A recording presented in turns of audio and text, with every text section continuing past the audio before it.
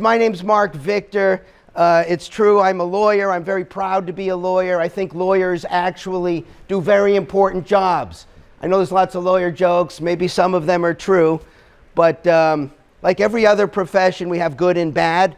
And I'm very proud to be a lawyer. I'm also very proud to be a United States Marine. I served our country in the Marine Corps. I'm a huge fan of the United States Marine Corps. But you know what I want to talk to you guys about today? I'm going to start with my favorite word, perspective. Perspective. If you get the right perspective in your head at any time, in any situation, you can actually be happy. You can realize what your life is about. None of this is BS. I'm telling you the truth. I could prove this to you very quickly. First, do you live in the Ukraine? Oh, you don't live in the Ukraine? You have lots of reasons to be very happy about your life right now. You live better than the richest kings lived just a few, maybe 100 years ago. This is the best time ever to be alive, ever. You live better than 99.999% of humans who have ever lived, ever. And you live arguably in the best place in the entire world.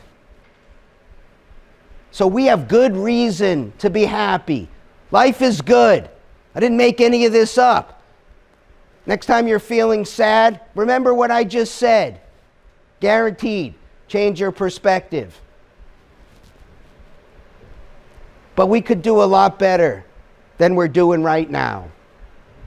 We're adrift. We're here right now. We can improve things on the planet. We still got lots of problems. People are still starving around the world.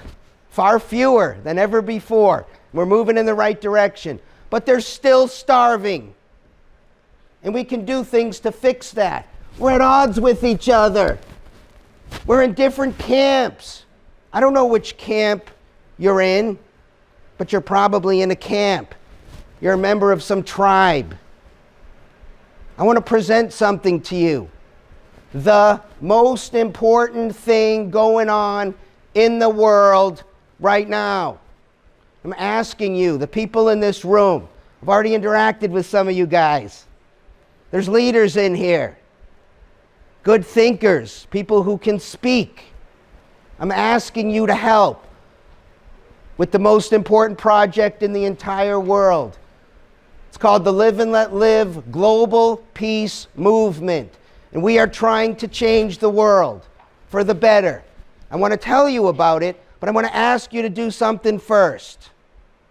This is hard to do. Think of it like a thought experiment. My wife, A, who's here, she said, Mark, describe it like an Etch-a-Sketch. I said, well, okay, they got to be as old as us for that. Most people aren't going to know what an Etch-a-Sketch is, but some of you guys know. Just clear the screen. Can you start from scratch? Give me an opportunity to just talk to you for a minute. I'm not going to tell you anything about my personal positions because it doesn't matter. We got to get along. There are ways we can get along, actually. If you pay attention to how the planet's been moving in the right direction, we've been coalescing around certain principles, important principles, that can get us in the right direction. That's why things are generally moving in the right direction overall, on the macro level, even though we're adrift right now. We have lots of dangerous problems in the world right now. I don't really need to tell you the urgency of us getting this done, do I? This pandemic we just went through, think of it as practice. We have synthetic biology coming up in the world. There are people in the world working with that technology to do bad things, like create dangerous pandemics, more communicable, more deadly. We got artificial intelligence coming up. We're not going to be the smartest things anymore by a long shot. How's that going to affect things? Should we be thinking about that? We have nukes everywhere. Right now, as we sit here, we worry about whether one guy It's going to launch a nuke. Could affect the whole world. I didn't even mention some of the other things that are going on. We got to start, we need to get the reasonable people of the world to step up and get together. So forget everything that the R's say, and forget everything that the D's say, forget everything your mom said. Can we just start from scratch? That's what I'm suggesting. There are ways we can get along. We got to stop trying to force other people to live like we live. We got to live and let live. Live and let live. We got to do both things. What do I mean as a lawyer? We got to take our morality out of the law. We can't tell people how to live their lives. That goes for every area. We can demand some things from them, and we should. You know, we should demand in an unapologetic kind of way. Let's demand that they don't aggress against us. That's what we have a right to demand from them. Nobody gets to aggress. Keep your hands to yourself and don't take the other kids' toys without their permission. You learn that in kindergarten. Keep your hands to yourself. Don't take the other kids' toys without their permission. Don't initiate force against any person or their property. Don't engage in fraud. Don't engage in coercion. And don't do anything ever that puts another person in danger. We lawyers say, don't do anything that creates a substantial risk of harm to another person or their property. It's a big category. Lots to talk about. It's what we do in the law. Don't worry about that. We're working on that. That's what we do in criminal law. We got that figured out. Different places have different takes on that. It's okay. What's reckless driving here in New York City? Driving your vehicle in a way that creates a substantial risk to another person or their property. What that is here in New York City is different than what it is in Montana. Probably for good reasons. It's okay. We don't have to agree on every single thing. We're not pushing utopia, are we? Utopia is not an option. Neither is perfection. Not an option. But make it better than it is now. Just get your brain around what I'm going to call rule number 1. Don't be an aggressor. Can you agree with me on that rule? Is there any exception to that rule? Can we feel the same way about that rule as to every issue? And let's apply it to every person. I don't care what color your skin is. I don't care where you were born. I don't care whether you love the Lord, hate the Lord, don't believe in the Lord. Don't care where you were born, what holidays you celebrate, what foods you eat, who you love. We're all the same. We're brothers and sisters. Let's start acting like it. Nobody gets to aggress. I don't care what your goal is. I don't care that you formed a little group. You and your pals with your group, you don't get to aggress. I don't care if it's a big group. I don't care if it's a corporation. I don't care if it's the government. I don't care if you wear a badge, if you have a fancy hat, what your title is, who sent you, who you work for. If you are aggressing, you are in the wrong. Period. Can we just get our heads around that? That should be rule number 1. If that's not rule number 1, there's no other rule we can make, right? We need that rule. We call that in our live and let live movement the legal principle. That's because we want everything, all the laws to be consistent with that one rule. Don't be an aggressor. That's the rule. Rule number 1, don't be an aggressor. If you like that rule, you're halfway to being a live and let liver, because we only got 2 rules in our movement. And by the way, if you don't agree with rule number 1, I'd love to hear from you. Please, tell me why you think it's okay to aggress against your fellow human being. What gives you the right to stick your hands on another person or take their stuff? I'd like to have that conversation with you. I'm sure you have important goals and things you want to do. You don't do it that way. The legal principle, the one I don't feel bad forcing on everybody. Nobody should get to aggress, period, ever, never, on every issue. But that's it. I don't force anything else on you, and I don't think you should force anything else on me. So we have a second rule. It's a total suggestion. Free to blow it off. Say, Mark, I hate everything about rule number 2. I'm not following it. Fine. I defend your right. And I want to say this clearly. I defend your right to ignore my suggestions. I do. I don't care. If you're not violating rule number 1, you get to act however you want to act. But rule number 1 is be a good human. Be a good human. Can you handle that? I don't know. Some of you are now saying, what's a good human? You know. Don't give me that. You had a decent mom or dad or someone who raised you. You already know what be a good human is. But for those of you who don't, and agree, look, there are things on the edges we're going to disagree on. That's fine. We can disagree at the edges. No problem. It's all a suggestion anyways. We have some suggestions. We call them our aspirational values. Open-mindedness. Can you just be open-minded on every issue? If somebody changes your mind, you should thank them. They helped you. They improved you. They did a huge service. I love to have my mind changed on anything. Be open-minded. That's all. Tolerant. Number 2, tolerant. Be tolerant of other people. Legally tolerant. Respect their rights to just, okay, they're doing stuff you don't like. They believe things you don't believe. They say things that offend you.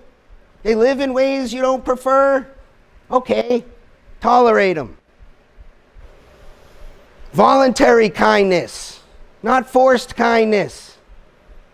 I know, we got things we want to do, but we don't force other people to do them. That violates rule number 1. But it doesn't mean we don't care about them. We do. Voluntary kindness, this is where we do all that great stuff. Stop talking about it, let's do it. Civility. I don't call people names if I can help it. Look, I'm not perfect, right? But let's try to be civilized. Can we agree to disagree? Sometimes we disagree. It's okay. We have to call each other names. We have to act like people act on the internet. Let's lead. Let's be civilized. Let's build high levels of trust with our fellow brothers and sisters. Your good relationships, those are the ones with the high level of trust, right? Your bad ones have the low level of trust. We're suggesting here, work on building high levels of trust with everybody. We care about facts, truth, justice, wherever they lead. Even if it's different than what I believe right now. Why do we care about this stuff? Why do we have rule number 2? I'm going to lay it on you and tell you why. We want to optimize human happiness and well-being. And we want to minimize suffering. That's why we have rule number 2. You can ignore it. You can say, I don't care about any of that stuff, Mark. Okay, I'll defend your right. As I will in the First Amendment context. You have a right to say things I disagree with. I've represented people as someone who was raised Jewish with Nazi tattoos. And I did it because I believe in a principle. Everybody gets a fair trial. I don't care what you're accused with. In the same way, I defend your right to be a peaceful jerk. I'm going to try to talk you out of it. I'm trying to persuade you on rule number 2 as much as I can. But if you disagree, all right, you disagree. You won't be counted among my friends. By the way, you want to be a friend of mine, you have to agree with both rules. I'll deal with you, no problem. I insist you agree with rule number 1. That's the one I insist. We call this live and let live. That's the way we can get along together. Live. What does that mean? You're in charge of you. You're in charge of your life. What else could live mean? That's what live means. If you like this phrase, live and let live, you're going to be on board and help us change the world. But just because you have a right to live your life, which means you get to be, as I like to say, the iron-fisted dictator of you. You are in charge of your body, your property, your money, your time. You are the owner of those things. That means you decide what happens with them. Not me. Not the majority. Not anybody else. You. As long as you don't violate rule number 1. That's let live. That's let live. Let other people do what you have a right to do. To control their body, property, money, and time, just like you do. That's what let live means. But just because I got to let you live doesn't mean I don't care about how you're living. We got lots of things to say here. Rule number 2, we're saying be a good human. We're saying a few other things. We're saying bring the best version of you. Step up. Bring a whole new you to the table. If we're going to do this, we got to lead. Got to set the example for others. We got to present as professional as we can, knowing that we're all imperfect. We're going to make mistakes. That's fine. Let's own them when we make them. No biggie. You make a mistake, you know what you do? You say, oops, I made a mistake. You own it. Building high levels of trust. As soon as you do that, figure out what you did wrong and fix it. Learn from it. It's not the end of the world. I'm asking you to help. Join us. Go to liveandletlive.org. People all over the world are blasting the shaka from Hawaii. It's part of our logo. Live and let live. We have chapters in Africa, lots in Europe. People in Canada, throughout the US, New Zealand. Had a woman I'm speaking to now in Australia who wants to start a new chapter. We're also 501c3. You can make a donation. There's lots of things we have planned. We're planning an international holiday called International Live and Let Live Day. Holiday we can celebrate all over the globe, our new community. That's our community. It's not your local town, city, state, country even. Sorry, we live in a global community now. We travel globally, we trade globally, we have threats all over the place globally. That's our community. Let's get past all this ridiculous stuff that we're talking about now and focus on the things that are really important. Making sure that smaller and smaller groups of people can't do greater and greater amounts of harm. That's what we're facing. So again, get involved, join the movement. You know what you got to do to join the movement? Check the box that says, I agree with rule number 1 and rule number 2. And if you disagree with either of those rules, I'd love to hear from you. I'm easy to reach. You can get me at marc@liveandletlive.org, real easy. You can get me at my law firm, Attorneys for Freedom, pro-freedom law firm, that happened to have started the Live and Let Live movement with a whole bunch of other awesome people around the world who are our founders. We need leaders. You guys want to lead? You got a better project, let me know. I'll join yours. It's our project now.